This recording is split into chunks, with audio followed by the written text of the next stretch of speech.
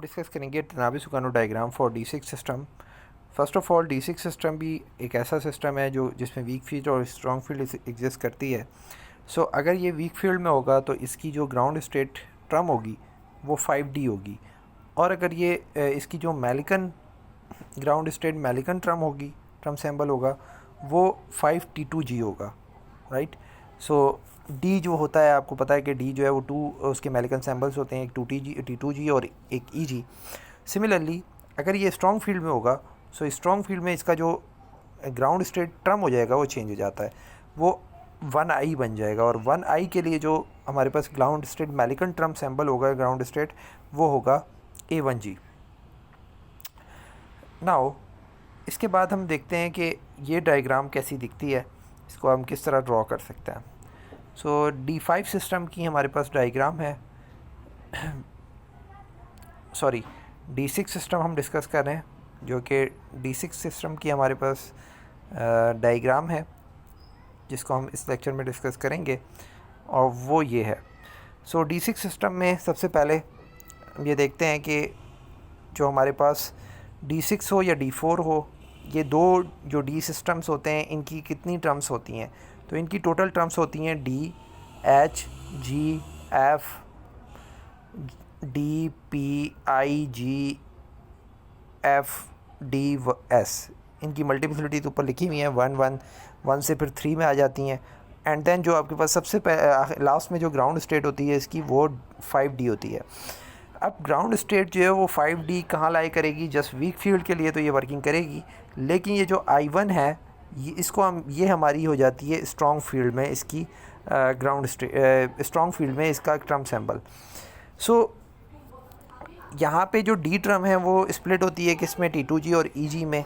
सो D तो बहुत simple से जो है वो स्प्लिट हो जाएगी, लेकिन जो आपका I है वो स्प्लिटिंग कुछ इस तरह से दिखाता है कि A1 भी है, उसके अंदर A1 है, A1 उसकी ग्राउंड स्टेट है, एंड देन A2 है, A2 के बाद आपके पास उसकी EG है, फिर T1G है, फिर T2G है, इस तरह से उसकी सैम्बल्स हैं।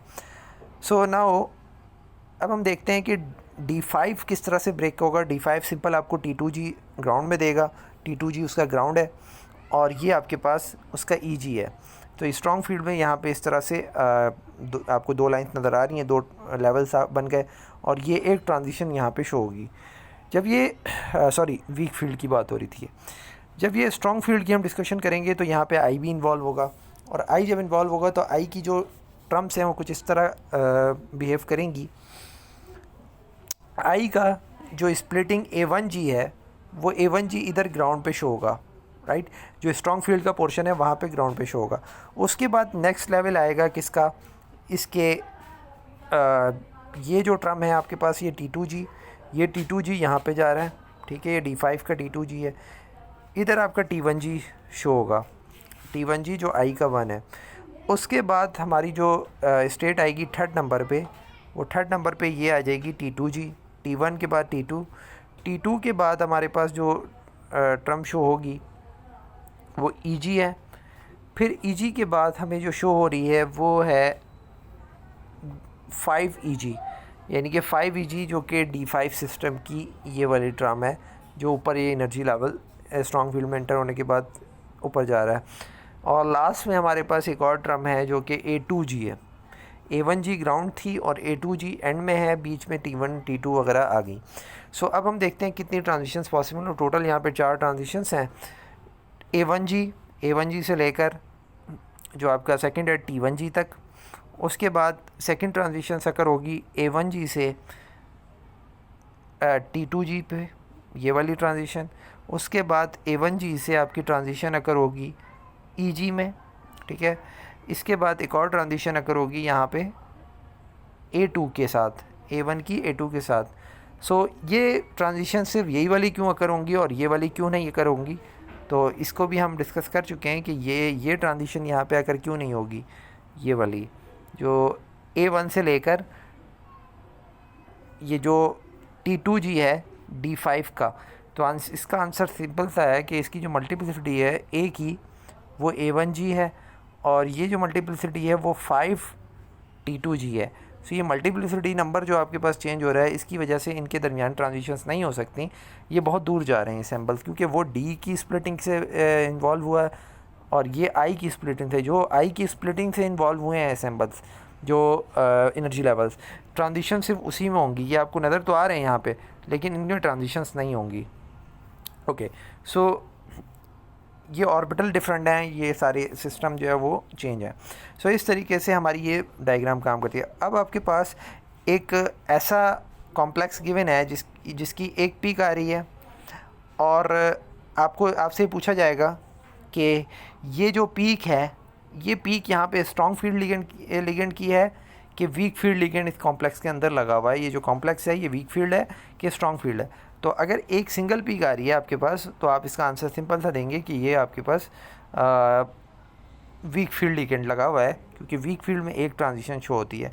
और अगर कोई ऐसी फिगर गिवन है जहाँ पे आपके पास 3 इस तरह से 4 पीक्स आ रही हैं, तो 4 पीक्स का आप रीज़न यही देंगे कि आपके पास जो ट्रांजिशंस हैं ये कौन सी हैं, स्ट्रॉन्ग फील्ड वाली हैं। तो आपका जो कॉम्प्लेक्स है वो स्ट्रॉन्ग फील्ड लिगेंड वाला कॉम्प्लेक्स है, ये वीक फील्ड वाला नहीं हो सकता।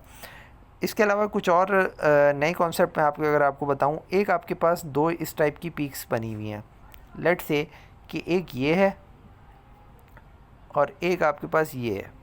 सो ये आपसे पूछा गया है कि पहले तो ये बताएं कि ये स्ट्रॉन्ग फील्ड है, वीक फील्ड है। उसके बाद अगर मैं इसको नंबर 1 का मार्क कर दूं और ये वाला नंबर 2 मार्क कर दूं, ये वाली ट्रांजिशन, ये 2 ट्रांजिशन इस तरह से शो कर दूं और डिफरेंट कलर से 1 2 मार्क कर दिया जाए। अब ये पूछा जाए कि 1 वाली पीक कौन सी है और 2 वाली पीक कौन सी है। पहले तो ये आप कंफर्म कर लें कि ये वीक फील्ड है। वीक फील्ड हमें पता चल गया क्योंकि यहाँ पे एक ही पीक आ रही है और एक ट्रांजिशन यहाँ आकर हो सकती है। अब आपसे ये पूछा जाए कि 1 वाली कौन सी है और 2 वाली कौन सी है, तो 1 वाली जो पीक है वो स्मॉल वाली पीक है। क्यों स्मॉल वाली? क्योंकि यहाँ पे जो ट्रांजिशन अगर हो रही है वो एनर्जी लेवल का गैप कम है। जब गैप कम है तो एब्जॉर्प्शन भी कम होगी उसके अकॉर्डिंग। जब गैप ज़्यादा हो जाएगा तो एब्जॉर्प्शन ज़्यादा हो जाएगी, एब्जॉर्प्शन ज़्यादा होगी तो आपके पास पीक हाई आएगी। तो ये मैंने साथ साथ मैं आपको ये कुछ कॉन्सेप्ट बताता जा रहा हूँ ग्राफ के, जो आपको क्वेश्चन सॉल्व करने में हेल्प करेंगे। थैंक्स।